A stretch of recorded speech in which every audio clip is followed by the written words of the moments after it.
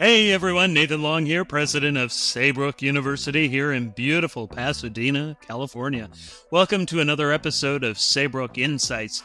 Today, my guest is Dr. Eric Willmarth. He's joining us again, but this time to talk about something really cool, our sport performance psychology program. It's very new.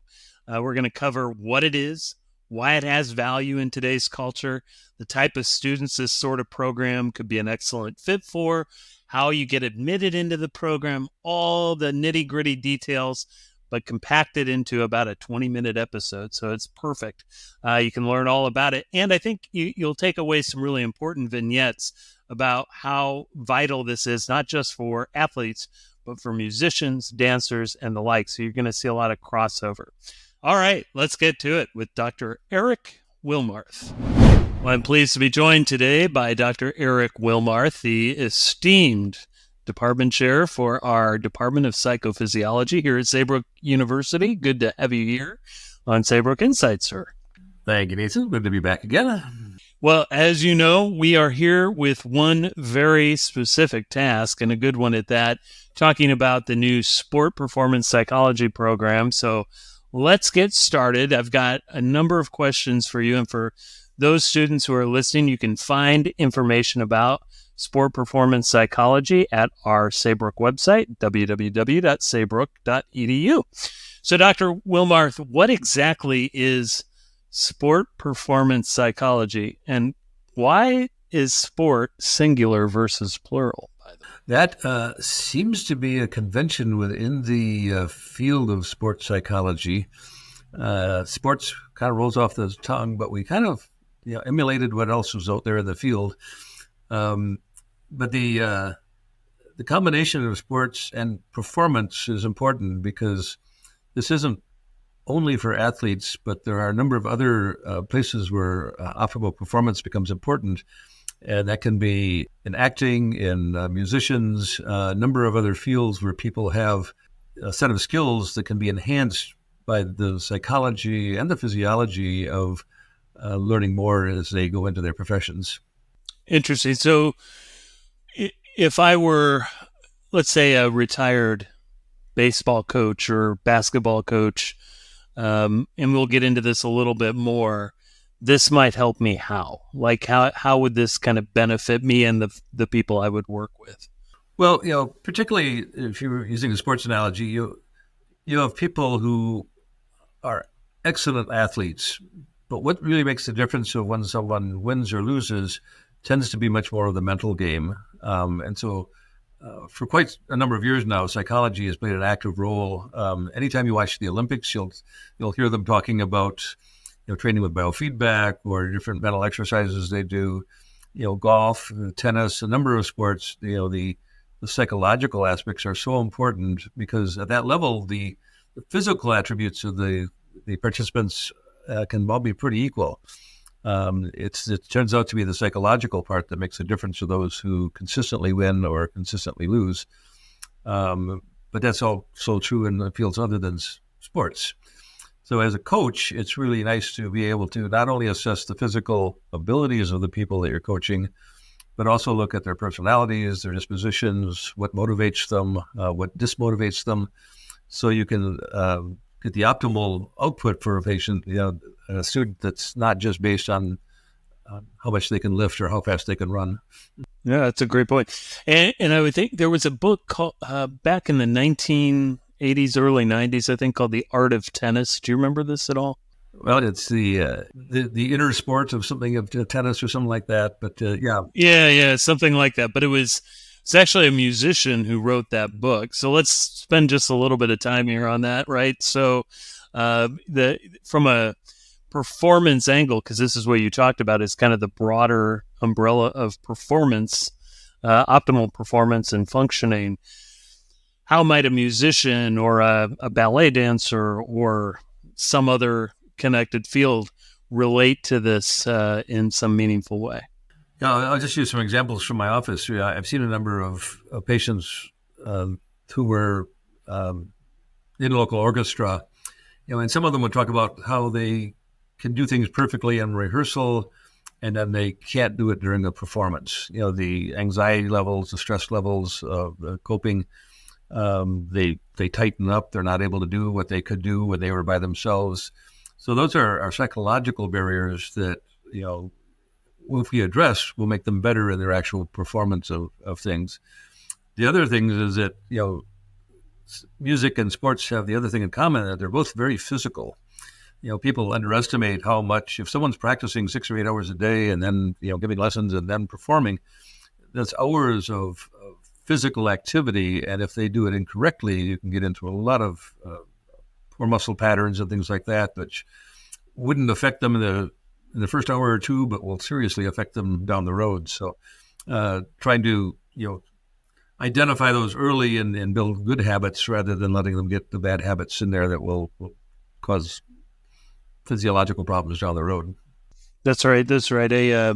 My trombone professor, for example, had, I'm going to get the name wrong of this, but focal dystonia, where his face fell down on one side and was no longer able to play. And a lot of this was kind of after years and years of perhaps extreme physical tension, but also there was a mind element, right? So there you have the mind-body component playing into that. I'm really glad you raised that. So it seems like that's a natural segue into, I think, what is a very natural question about Saybrook. Why Saybrook University for a sport performance psychology program? First off, just speaking on the applied psychophysiology department, there's really nothing more humanistically based than learning self-regulation, self-control, things that we can do to operate ourselves. So from our very fundamental philosophy, this is a humanistic approach. Why this is in the psychophysiology department instead of the psychology department has to do with why we're different than a lot of other sports programs. Sports psychology has been around for a long time, but the emphasis on this mind-body connection has been almost exclusively on the mind, and they've been treated differently. By including it within the psychophysiology department, we're recognizing that this is a true mind-body area. And so in our program, we include activities like biofeedback so that students can actually see physiologically what's happening at the same time and give that feedback back to the clients that they're working with. So it's one of the few programs in the country right now that also emphasize physiological aspects of the mind-body connection. I love that answer because I think it really captures the holistic approach to how we work, collectively as a faculty, across programs, the multidisciplinary nature, and that humanistic, holistic content that we get. I think kind of brass tacks at the end of the day, the philosophy behind the program, the ideas behind it. What degrees can a student get with this program? Is it a master's? Is it a doctorate? This one is specifically a master's degree in sports performance psychology. It's designed essentially to match external criteria. There's the Association of Sports Psychology, which is a national organization that has a certification in performance. And our programming is designed to meet their criteria of what it would take for a student to then go ahead and get their certifications in sports psychology. So they require a number of courses, anywhere from the psychology of sports injury to the ethics course as applied to sports and performance.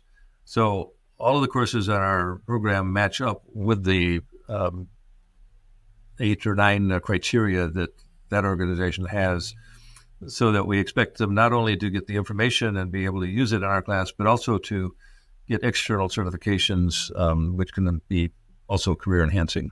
All right, terrific. So if we look at the type of student then that this is going to attract, can you give us sort of a specific view of those students who might benefit from a program like this? Well, I can talk about the students I've talked to so far. Interestingly, one of the groups that's interested are people who have come out of the military, and because there's a lot of work within defense contractors that are looking at optimal functioning.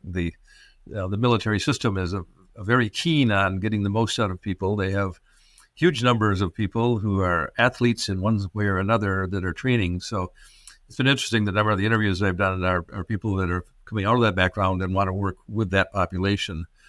The one I had in mind originally would be like high school coaches who would benefit from a master's degree because they get a pay raise when they get a master's degree.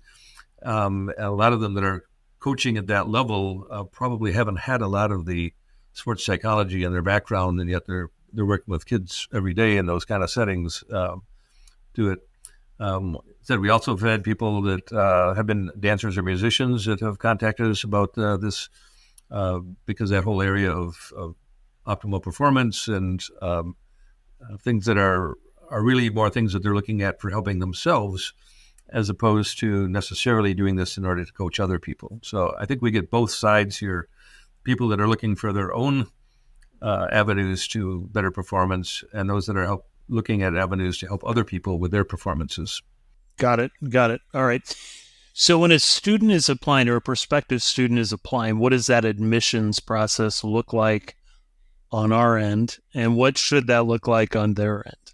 It's a fairly streamlined system here. You need to have a bachelor's degree from an accredited school to come in, but we don't ask for more than that for coming into the master's program. They would be doing an interview with me in this case before they are entered into the program. We ideally want a grade point average of 3.0 in their undergraduate programs.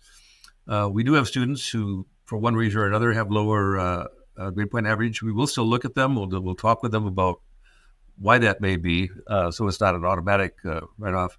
There are no papers to write or other obstacles to admissions for this one. So basically, the interest in the area and a bachelor's degree will get you into the front door for the interview, and then from there we'll determine whether this is a good fit for the student.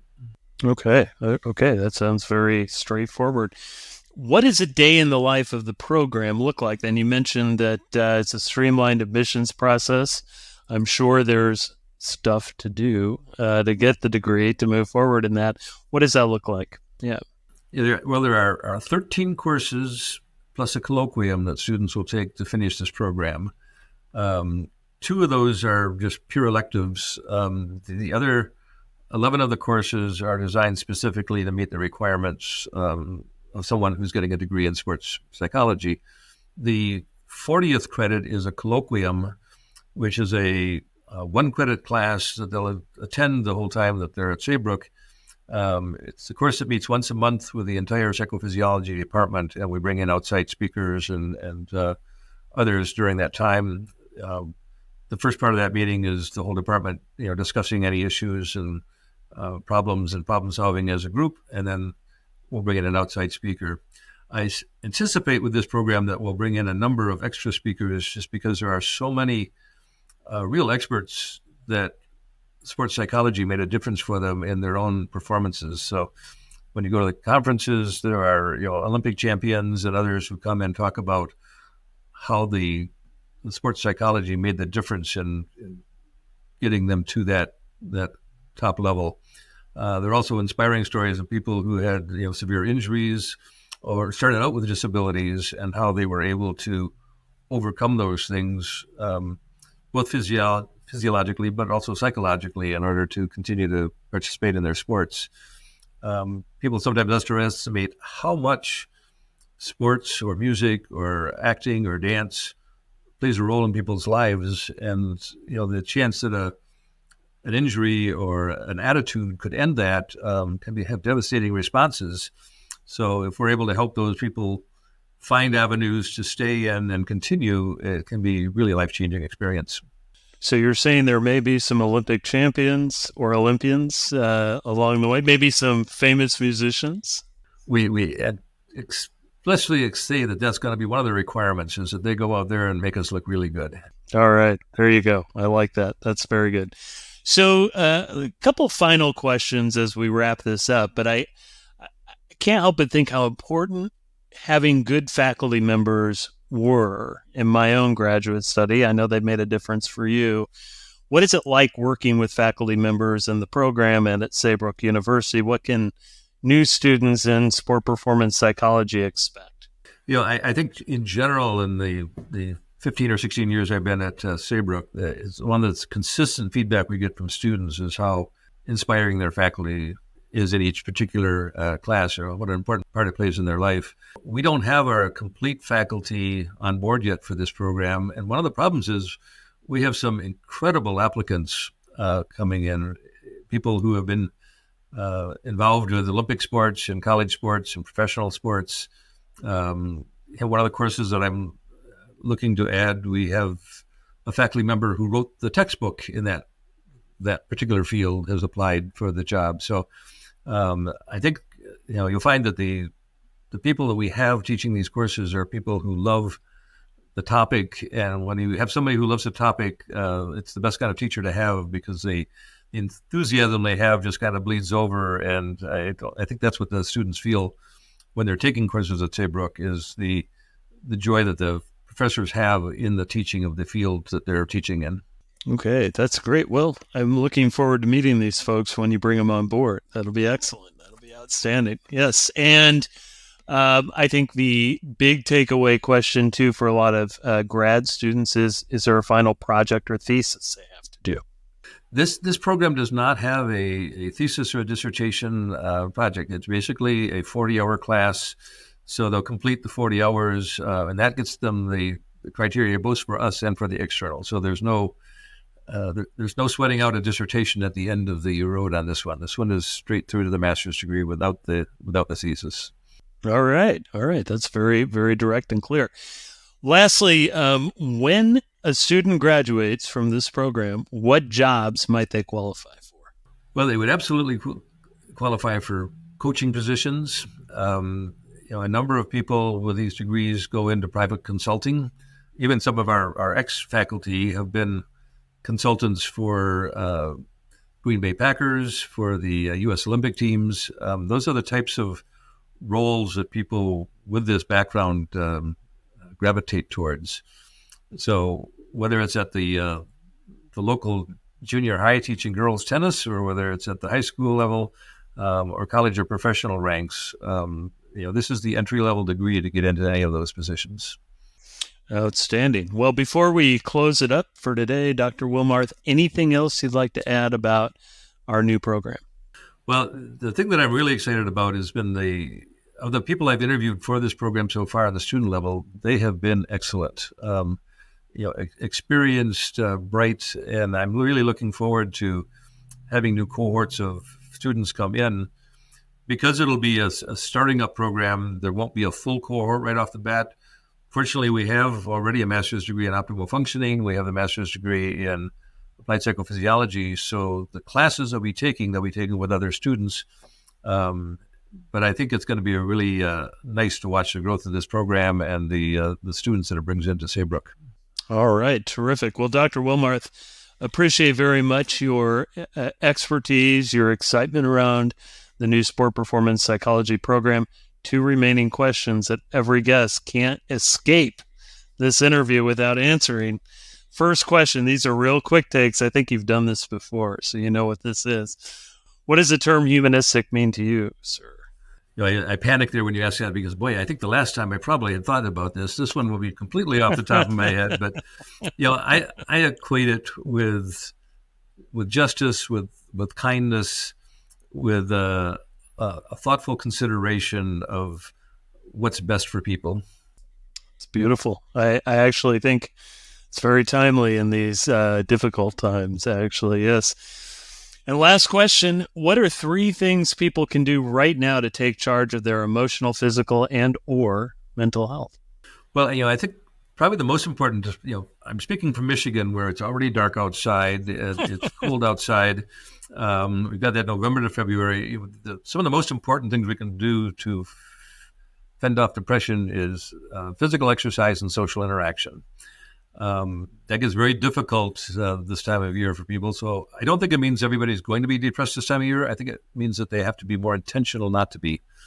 So I think reaching out to other people, making a phone call to somebody you haven't talked to in a long time, going to the mall and going for a walk if you can't go for a walk outside, but somehow physically engaging with other people and doing things, I think, is probably the best protection we have for ourselves. And it has a side benefit of it helping the people that you're engaging with. So it's kind of a win-win. Thank you very much, Dr. Willmarth. He is the department chair of our psychophysiology program here at Saybrook University. It has been a pleasure, as always. We go back a long way, and I've always been impressed with your commitment to innovation and driving forward on helping the institution continue to make a difference in the world. Thank you, sir. Thank you. I want to thank Eric again. Remember his major takeaways. Get lots of physical exercise, social interaction. Be intentional about these things. I really also love the suggestion he made about making that phone call or writing a letter or sending an email to someone you haven't connected with in some time. I'll give you an example of this. I reached out to a mentor of mine about 6, 7, 8 weeks ago. He had helped me in the early days of my first college presidency, Dr. James Vitruba, and I had just gotten so busy with life, I had forgotten to connect. And reaching out as I did created all these feelings of just good memories about Dr. Vitruba, about all the wonderful advice he gave me and the important elements of friendship and reaching out to just say thank you. It can make a big difference. So think about doing those types of things. It can make a big difference for not only you, but the person you're reaching out to. If you want to see the YouTube version, please see our Saybrook YouTube page. We're in the playlist there. It's really terrific. If you'd like to support the podcast, go to Apple iTunes, leave that 5-star rating and review, and subscribe so you can get episodes as they come out. If you're on Spotify, leave the 5-star rating and make sure to follow us. You can, of course, subscribe to us on most major podcast platforms, including Google, Stitcher, Pandora, and others. Remember to check our show notes for information on today's topic, sport performance psychology, or human optimal functioning. We're going to include links to the program pages so you can look those up in more detail. And if you'd like to just learn more about Saybrook University, go to www.saybrook.edu or simply Google Saybrook University. That's all for today, folks. Thanks so much. Take care and be well.